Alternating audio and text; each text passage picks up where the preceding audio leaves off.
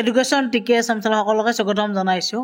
বহুত important video' হয় আৰু এডুকেশ্যন টিকেএছ আমাৰ চেনেলৰ যোগেদি বহুত বছৰ ধৰি আমি বিভিন্ন ধৰণৰ IT ৰিলেটেড ভিডিঅ'বোৰ বনাই আহিছোঁ আৰু আমাৰ এতিয়া 2025 বৰ্ষত যিসকলে এডমিশ্যন ল'ব 22 জুনৰ পৰা 10 জুন তাৰিখলৈকে যিহেতু ৰেজিষ্ট্ৰেশ্যন প্ৰচেছটো চলিব আৰু 22 মে'ৰ পৰা আকৌ 11 জুনলৈকে ভেৰিফিকেশ্যন প্ৰক্ৰিয়াটো চলিব।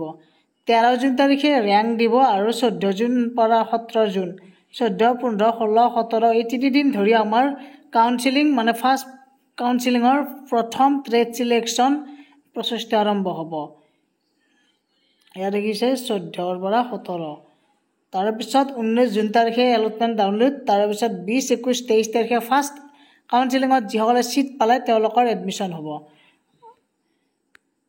এতিয়া কথাটো হ'ল এই যিবিলাক ফাৰ্ষ্ট, ছেকেণ্ড, থাৰ্ড, ফ'ৰ্থ এইবিলাক কাউন্সেলিঙত যদি এটা ভাল ট্ৰেড লাগে তেনেহ'লে বহুত বেছি পাৰ্চেণ্টেজ যাব। কিন্তু আমাৰ এটা কথা কি জানেনে, বহুতে তাৰমানে এই 5 নম্বৰ কাউন্সেলিঙৰ পিছত মানে তেওঁলোকে আশা বাদ দি দিয়ে যে মই ইয়াৰ নাপাম ছিট। কিন্তু ইয়াত যে স্পট এডমিশ্যন আছে, স্পট এডমিশ্যনত কম পাৰ্চেণ্ট থকাখিনিও পাই যায়, কাৰণ যিখিনি ভেকেণ্ট পোষ্ট থাকে ছিট যিখিনি থাকে খালী ছিটটো দুটা বা এটা থাকিলেও তাৰমানে কিছুমানৰ ধৰি লওক 50% আছে বা 52 বা তেওঁলোকেও তাৰমানে যদি স্পট এডমিশ্যনত যেতিয়া গোটেইবোৰ কাউন্সেলিং চেঞ্জ হ'ব ফিনিছ হ'ব তেতিয়া এই ফাৰ্ষ্ট স্পট এডমিশ্যন হ'ব। স্পট এডমিশ্যনৰ তাৰিখ 21 জুলাই আৰু 24 জুলাই ৰেজিষ্ট্ৰেশ্যন। আকৌ পুনৰাই ৰেজিষ্ট্ৰেশ্যন কৰিব লাগিব, মানে 21 জুলাইৰ পৰা 24 জুলাই মাত্ৰ 3 দিন সময় দিছে।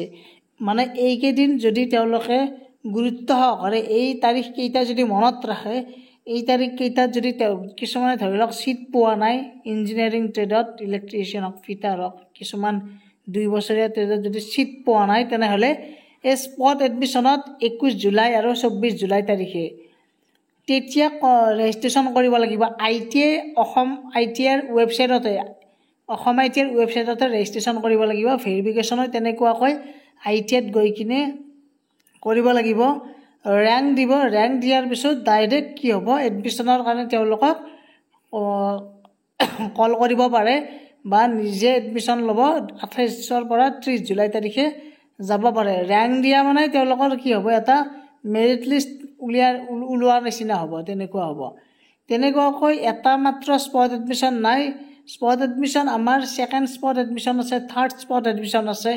চ' এই 3টা স্পট এডমিশ্যনত মানে কম পাৰ্চেণ্টেজ থকাখিনিও তাৰমানে লাষ্টত পাই যাব, কাৰণ ইয়াৰ স্পট এডমিশ্যনটো আমাৰ 2 বছৰ ধৰি চলিছে। আমি গম পাইছোঁ যে যোৱাবাৰো তেনেকুৱাই হৈছিল যে কম পাৰ্চেণ্ট থকাখিনিও তাৰমানে স্পট এডমিশ্যনৰ টাইমত পাই গৈছে বহুতে, কাৰণ বহুতে 5th কাউন্সেলিঙৰ পিছত বেলেগ লাইন পঢ়িব বিচাৰে আৰু ITIৰ আশা বাদ দিয়ে, গতিকে তেনেকুৱাকৈ ছিটটো পাই যায়।